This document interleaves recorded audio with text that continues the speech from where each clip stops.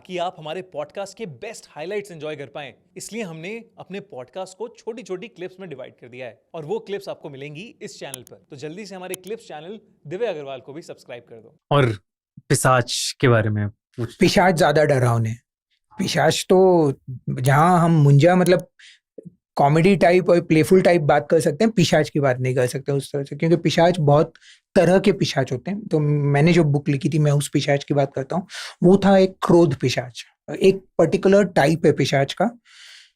और ये भी बेसिकली वही है कि मतलब अगर कोई इंसान बहुत ही स्ट्रॉन्ग इमोशनल रीजन से मर जाए, मतलब उसमें उस टाइम पर चाहे बिट्रेयल, मतलब उसके साथ कोई दगाबाजी हो और उसमें वो मर जाए। सडनली किसी ने आपको दगा दे दिया और आपको मार डाला और आपको एंड मोमेंट पे पता चलता है कि आपको इस इंसान ने दगा दिया था। आप जिसमें टोटल बिलीफ रखते थे उसी इंसान ने आप पर पलटी खाई।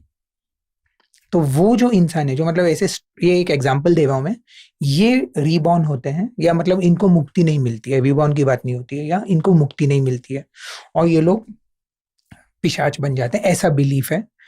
और एज अ पिशाच उनमें वो गुस्सा जो रहता है, लाचारी एक होती है, एक है गुस्सा, एक है बदले की भावना, ये सब मिक्स होकर जो उनके दिमाग में रहता है कि मेरे साथ ऐसा क्यों हुआ।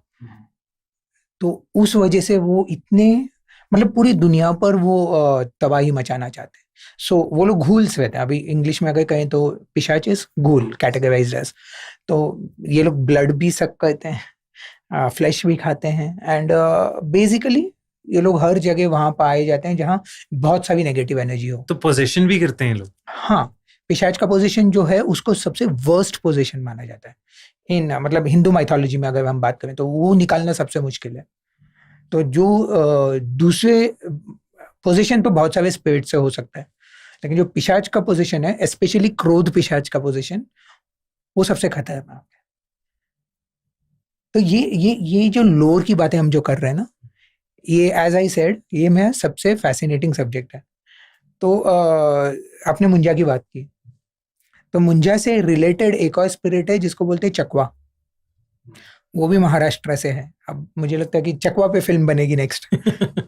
तो चकवा का क्या है, उसकी ऐसी ओरिजिन स्टोरी नहीं है जैसे मुंजा की एक ओरिजिन स्टोरी है कि एक डिजायर रह गई, मर गया, एक्सेट्रा। तो चकवा की कोई ओरिजिन स्टोरी नहीं है। इसको बिलीव किया जाता है कि ये एक डिमोनिक स्पिरिट है जो जंगल में है, जस्ट है, और वो कहाँ से आया पता नहीं, वो सिर्फ जंगलों में है। और उसका क्या काम है, वो लोगों को भटकाता है। अगर आप जंगल में गए और आपको ये चकवा दिखा, जो कि एक इंसान की तरह ही दिखेगा आपको, मतलब वो वेश ले सकता है, एक्चुअली वो डीमन है, पूरा काला फिगर है वो, लेकिन वो इंसान का रूप ले सकता है और वो आपको भटकाएगा और आप भटकते हुए और आप वहीं रह जाओगे जंगल में, आप वापस नहीं आ पाओगे। तो चकवा सिंगुलर है, मतलब ऐसे नहीं है कि बहुत सारे चकवे हैं दुनिया में, एक ही है। अच्छा। और वो एक ही आपको इतना भटकाते रहता है और उसका कोई डेथ नहीं है, उसका कोई बर्थ नहीं है, वो है। तो छलावा जैसे जैसे हाँ, कहते हैं जिसे कि छलावा कहते हैं, मध्य प्रदेश में शायद छलावा हाँ। फेमस है। तो ये एक चकवा है जिसको बहुत ही विशियस भी माना जाता है। अच्छा, मतलब जान भी बहुत ले ही लेता है डरावना, वो। हाँ, बहुत ही खतरनाक होता है। तो ये कहानियां अलग अलग जगहों से आती हैं।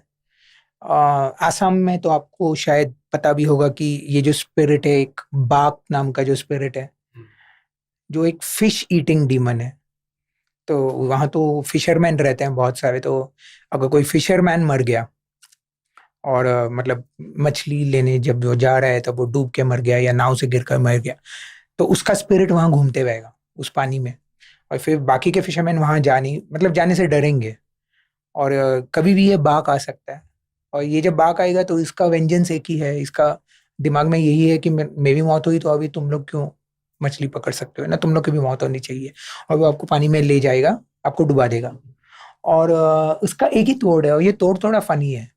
उसका तोड़ यही है कि आपको मछलियां रखनी है आपके बोट में, सड़ी हुई भी चलेगी, रखनी है।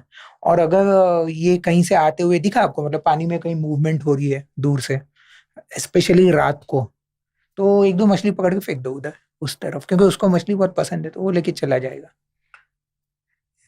तो अगर देखने में ऐसा लगता है तो इसको फनी ट्विस्ट भी दे सकते हैं, लेकिन है डरावना। अगर आप रात को जा रहे हो बोट में और पानी हिलने लगा तो आपके दिमाग में तो हजार चीजें आएंगी। मतलब मुझे याद है कि रात में अगर मैंने कोई बोट राइड करी है तो ऐसा तो होता नहीं है कि लाइटें होती हैं, अंधेरा होता है बिल्कुल समुंदर के अंदर। तो फिर उस अंधेरे में अगर कोई ऐसा मूव करता हुआ तुम्हारी तरफ आ रहा है और तुम्हें नीचे की तरफ खींच रहा है तो तुम बहुत ज्यादा डर जाओगे, कांप जाओगे अंदर से। आपको पता भी नहीं चलेगा कि क्या करना है।